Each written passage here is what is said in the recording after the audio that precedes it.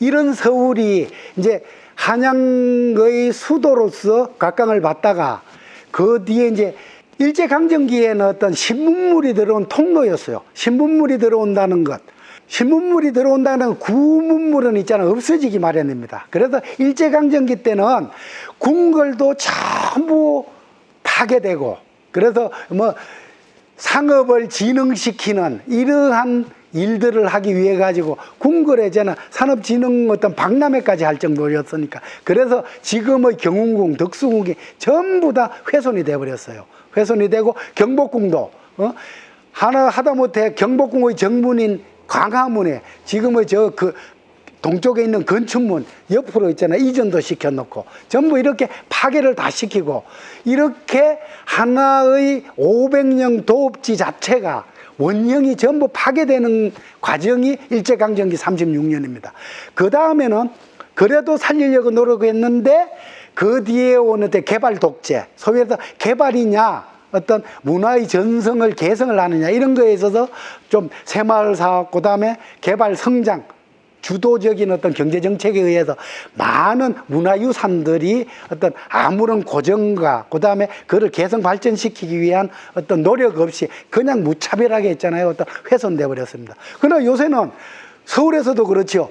뭐 하나 건물 질 때 문화재 조금만 나오면 바로 이제 공사가 중단돼요. 우선적으로 그 문화재 개발해서 그에 대한 자료 조사 그대로 하고 이렇게 했는데, 그 정도로 이제 많은 있잖아 어떤 시행착오를 거치고 나서 이래 발전이 된 거지요. 그래서 그 어떤 개발의 어떤 많은 시기, 그 다음에 첫째 일제강점기, 그 다음에 해방전국의 시기, 그 다음에 개발 어떤 정책 위주의 시기, 이 많은 시간 동안에 서울은 엄청나게 파괴돼 버렸습니다. 엄청나게 파괴돼 버리고 그 원형을 찾기조차도 어렵게 이렇게 이제 파괴돼 버렸죠. 그래서 그러면 서울은 다시 자기의 원형을 찾기 위한 노력들을 해야 되는데, 그 원형을 찾기 위한 노력들이 사실은 지리적인 것이 아니고 역사적인 사건 속에서 많이 있잖아요. 어떤 자리매김을 하게 됩니다.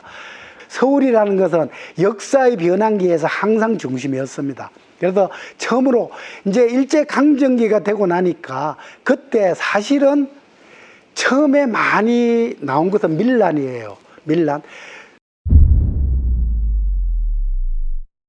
백성들이 들고 일어날 수밖에 없었어요. 수령들이 있잖아. 그 다음에 아전들이 백성들을 쥐어짜고 이렇게 하고 있고, 그러다가 많은 열강들이 쳐들어와서 이권들이 다 뺏기고 이러니까 거기로부터 또 수탈당하고 이러니까 백성들은 이중고에 시달리는 겁니다. 그러니까 이 사람들이 도둑놈이 되고 싶어서가 아니고 활빈당 산으로 들어갈 수밖에 없어요. 못 먹고 사니까. 그리고 하도 나쁜 아전 하나 있잖아. 돌로 쳐 죽이고 내뺄 수 있는 건 산밖에 안 되는 거예요. 거기 가서 있잖아. 자기와 같은 그런 사람들이 많이 있는 거야. 그게 도적의 무리가 되는 게 그게 밀란이에요. 그래서 생기는 게 그것이 조금 전부 어떤 조직적으로 한 것이 바로 동학이라는 거예요. 동학이라는 학문적인 이념적인 어떤 기준 속에서 또 그러한 어떤 학습 속에서 조직적으로 한 게 동학농민전쟁입니다. 그래서 그 동학농민전쟁이 우리에게 시사하는 바는 되게 큽니다. 그 당시에 모든 열강들과 싸우고 결국은 일본의 그 기관총회 있잖아. 다 건강 우금치에서 다 죽었지만 그 다음에 관군 조선군하고도 싸우고, 그러니까 그것을 가지고 그래서 반외세 반봉건 투쟁이라 그럽니다. 그러니까 봉건적인 것을 벗어나기 위해서 조선군과 또 싸우고, 그 다음에 외세를 물리치기 위해서 반외세 투쟁도 같이 한 거니까. 그래서 이러한 것들에 대해서 열심히 했지만 일본의 그 어떤 신무기에서 그냥 동학농민전쟁은 그냥 다. 그래서 거기 때 의식화된 많은 사람들이 두만강을 건너가가지고 의병들이 돼요. 의병들이 돼서 그 의병들이 바로 항일무장투쟁의 기본적인 소양이 됩니다. 기본적인 동력이 돼요. 거기에 지식분자들, 우리 이회영, 이시영 이런 일가들이 한양에서 제일 부자인데 그 돈을 다 내가 육형제가 있잖아. 신흥무관학교 이런 걸 만들어서 조직적으로 거기에 밀란, 의병 이런 사람들이 압록강과 두만강 쪽으로 온 사람들을 조직화시키는 게. 그게 이제 우리가 항일 무장투쟁까지 연결이 되는 겁니다. 그러니까 우리가 반외대 방공은 투쟁이라고 할 수 있는 밀란에서부터 시작되는 동학농민전쟁, 그 다음에 이것이 의병으로 되고 다시 의병이 항일 무장투쟁까지 이어지는 실질적인 투쟁의 그 어떤 골간입니다. 이것은 이제 전부 다 우리의 농민 아니면 있잖아요. 이러한 민중들이고, 거기에 지식분자들도 엄청난 역할을 해요. 아까 이회영 이런 거, 그 다음에 이상용, 안동에 있는 임천가, 거기 주인들, 이런 사람들도 다 자기들의 노비까지 데리고 가면서 재산을 팔아가지고 있잖아. 다 간도로 다 갑니다. 북간도, 서간도 쪽으로 가가지고 그렇게 하고. 그리고 남아있는 지식분자들은 뭘 합니까? 바로 3.1 만세운동을 준비하는 겁니다. 3.1 만세운동을 준비해가지고 그러한 것들이 전부 서울에서. 그래서 종교가 3.1 만세운동은 어떤 주된 역할을 합니다. 그리고 지금 아까 얘기한 밀란이나, 그건 생존권 투쟁이에요. 밀란이나 동학농민전쟁이 농민이라 그러잖아요. 벌써 농민이나 의병이나, 그 다음에 항일무장투쟁은 우리가 농민들이 제일 많았으니까 조선시대 때 농민이 기본 동력이에요. 그러나 3.1 만세운동은 학생들, 그 다음에 종교 지식분자들, 이런 사람들이 가장 중요한 어떤 동력이었습니다. 그래서 주된 역할을 한 거는 사도 천도교, 손병희 이하, 체린까지 해서 그 천도교 쪽에서 다 하고, 그 다음에 기독교, 이성운을 위시한 기독교 쪽에서 하고, 불교에는 바로 만해 한용운, 그 다음에 백용성, 이런 분들이 각각 자기 단위의 청년들을, 기독교는 기독교대로 YMCA 중심으로 해가지고 그 청년들하고, 그 다음에 불교는 이제 불교대로 만당이라는 그 만해가 직접 거느리는 청년 단위가 있습니다. 그런 사람들하고, 그 다음에 천도교는 이미 조직 쫙 돼가 있고, 많은 물적 토대도 바로 천도교에서 다 납니다. 손병희 씨가 의암성대에 되게 잘 살았거든요. 그래서 그러한 것들이 미리 준비되고 예견되고, 그 다음에 종교계 인사들, 그 다음에 그것을 실질적으로 발로 뛸 수 있는 학생들까지 다 결합이 돼가지고 이게 전국적으로 확산되고, 이것이 바로 임시정부를 만들어내는 주요 원인이 됩니다. 그러한 것이 사실은 우리가 국가가 없이 항일무장투쟁을 하다 보니까 의존을 해야 되는데, 그 의존한 것이 사실은 그쪽에는 중국 같은 데는 중국 공산당이 이미 딱 잡고 있고, 그러니까 편향이 사회주의 쪽으로 편향이 될 수 있는 그런 기본적인 조건이 그렇게 됐었어요. 그래서 그러한 부분 때문에 뒤에 이념적인 우리가 혼동과 갈등을 겪어야 되는 그런 어떤 본질적인 원인이 거기 있는 것 같아요. 그래서 그러나 항일무장투쟁은 바로 그 이념이 어떤 갈등으로 가기 전 단계에서 많은 역할들을 합니다. 많은 역할들. 그래서 북쪽에 직접 어떤 국내 침공 작전도 하고 보천보전투라 그러죠. 그런 것도 하고, 그 다음에 중국 공산당과 함께 하는 어떤 항일투쟁도 하고. 그래서 중국의 군대가 팔로군이라 그래요. 그 팔로군이 언제 형성됐는가 하면 바로 항일무장투쟁하는 시기에 중국군에. 그래서 팔로군 중에 3군에 책사인 사단장 밑에 있는 어떤 책사 이런 게 김책이 있고 김일성도 있고, 그게 다 같이 연공을 한 거예요. 사실은 8.15와 이어지는 어떤 맥이에요. 그리고 많은 어떤 좌익분자, 즉 사회주의 노선이 아닌 사람들도 사실은 임정을 통해서 역할들을 많이 했죠. 그래서 임정 내에도 바로 의열당과 같은 신채호가 바로, 거기는 대부분 아나키스트. 그러니까 지금은 이제 국가도 없는데 우리는 무조건 투쟁이 우선이다. 하나라도 더 죽이고 하나라도 더 폭파하고, 이것이 그게 의열단의 어떤 기본적인 그 의열단 강령이 바로 신채호 선생 쓴 거예요. 쓴 거. 그리고 신초성 등뿐만 아니라 이회영 선생, 이런 분들도 다 아나키스트들이에요. 아나키스트 아닌 사람들은 사실은 임정 내에서 또 어떤 지식분자로서 할 수 있는 역할들이 있어 했는데, 그것이 이념적인 대립이라 가지고 어쨌든 이승만 이쪽은 이제 어떤 외교로서 하려고 했잖아. 어떤 미국 쪽에 가서 거기에 전착을 해서 외교 노선을 걷고, 대표성을 띠려고 국내에 남아있는 몽양 선생 같은 선생은 있잖아. 몽양.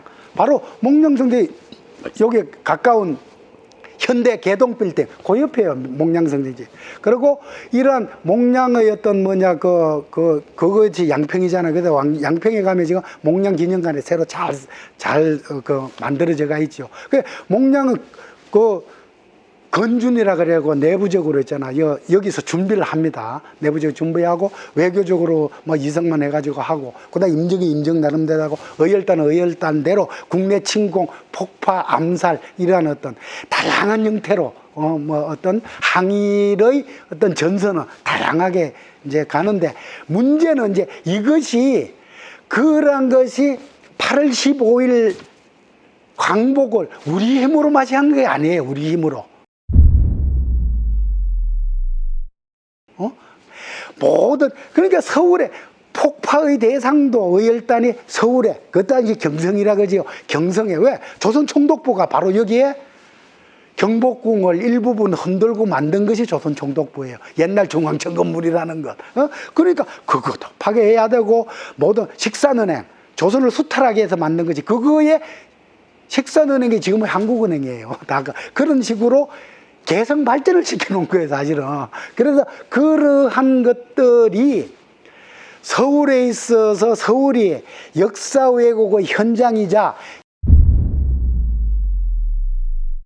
지금의 해방 전후사, 그 어떤 많은 미군정 3년간을 포함한 이런 것들의 엄청난 어떤 역사의 현장이 바로 경성이었고 지금의 서울인 것입니다. 그래서 그 어떤 내부적으로도 얘기 준비하고 바깥으로 했는데 우리의 힘으로가 아니고 바로 미군의 있잖아, 원자폭탄 2방으로 있잖아, 그냥 항복을 해버리니까 우리의 발언권이 없어진 거예요.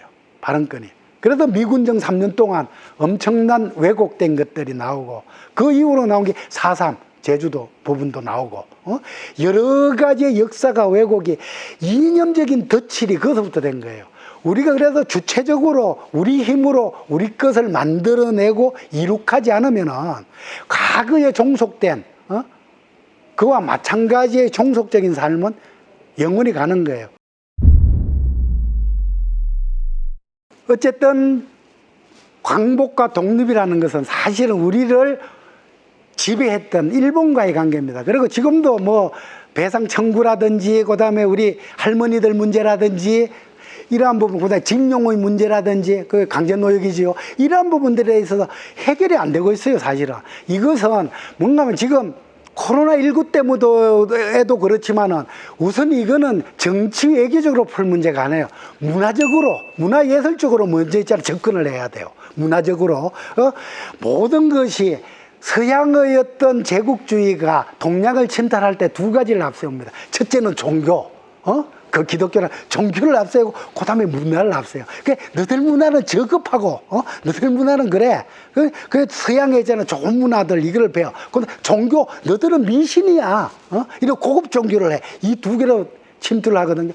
지금 일본과의 관계도 사실은 인간의 심성적으로, 감성적으로 이 교류 협력될 수 있는 부분들은 그런 것들이에요. 그래서 조금 지금 일본과의 관계는 사실은 과거의 잘잘못을 가리자는 시기는 이제 떠난 거예요. 과거의 잘잘못이 아니고 현재의 동반자로서 어떤 같이 할 수 있는 이것이 무엇입니까?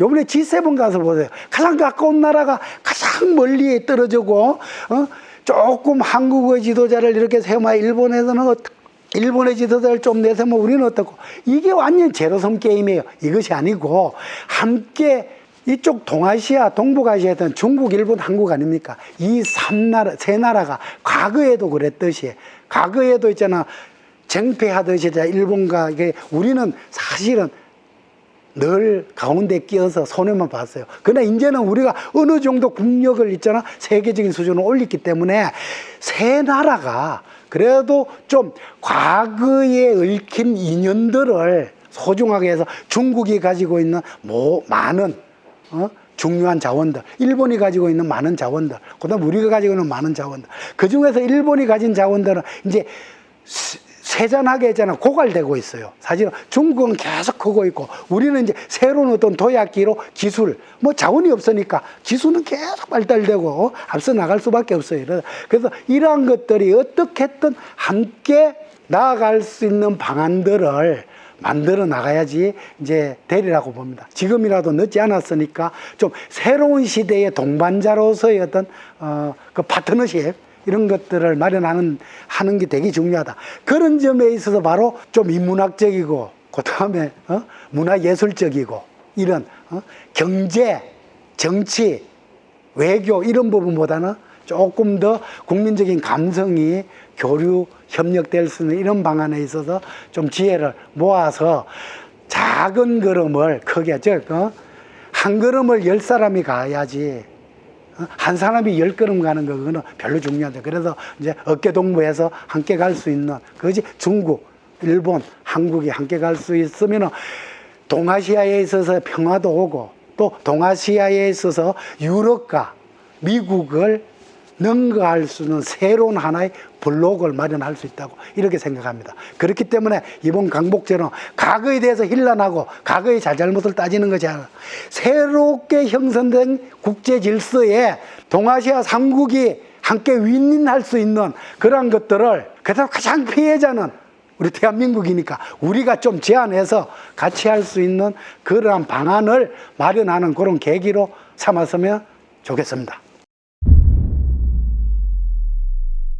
진정한 우리가 8.15를 우리가 있잖아 해방이라 그래야 될지 독립이라 그럴지 광복절이라 그러잖아요. 이게 대단히 애매모호한 개념이에요. 광복, 빛광자. 빛을 다시 찾았다? 빛이 찾은 게 뭐예요? 우리의 주권을 찾았다는 얘기예요.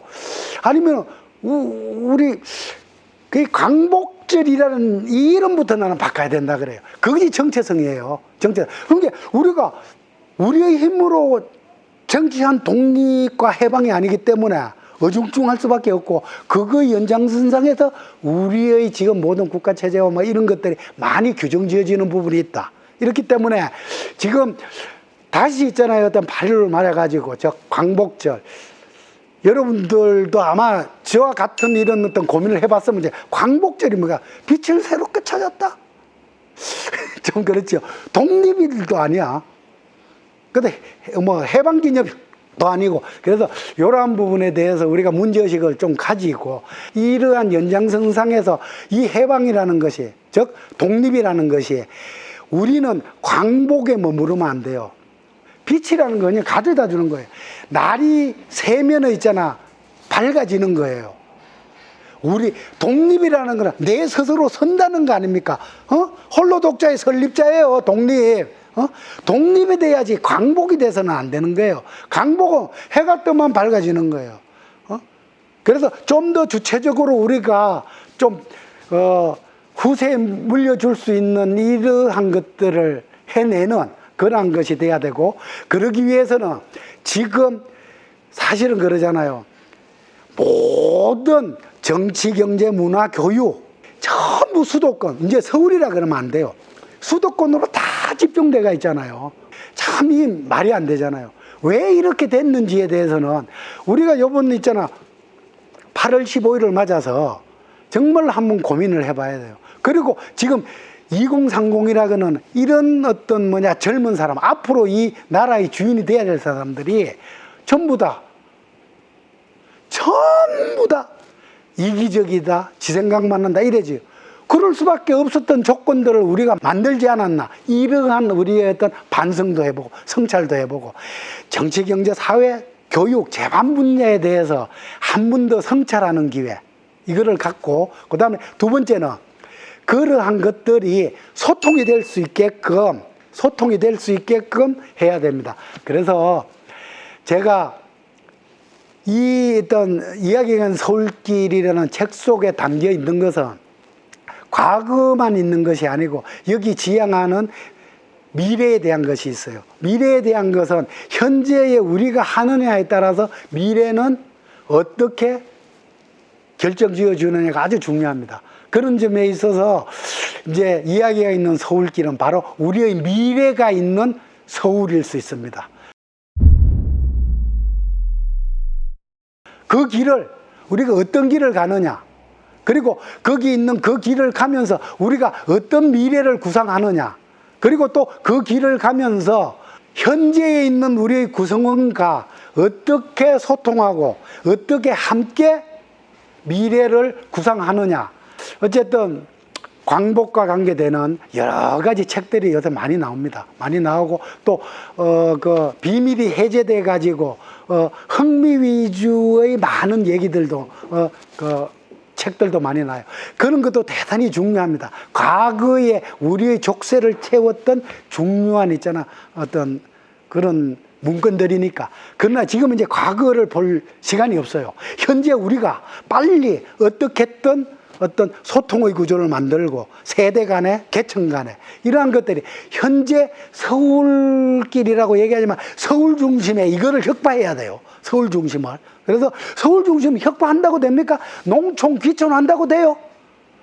거기서 먹고 살 수 있는 그다음에 어떤 그 쾌적한 환경들이 보장되고 그렇게 하기 위해서는 중앙정부 서울 중심의 이것이 지방 지자체 쪽으로 많은 것들이 이관되고 함께 더불어 살 수 있는 서울길. 그것은 서울길이 아니라 우리가 미래를 바라보는 대한민국의 길이 돼야 된다고 봅니다. 그런 점에 있어서 제가 뭐 이야기가 서울길, 서울이라 얘기했지만은 서울을 매개체로 해서 그리고 또 대부분의 어떤 물적 토대가 서울에 집중돼가 있고 또 이 서울이라는 데가 고려 500년의 수도는 북쪽에 있습니다. 개성. 그러나 최근세의 수도 조선의 한양은 바로 지금의 서울이에요. 그렇기 때문에 이 서울이라는 화두를 들고 얘기를 해서 바로 광복과 이어지면서 이 광복이 실질적인 독립과 해방이 되기 위해서는 현재 우리를 얽매이고 있는 이런 것들,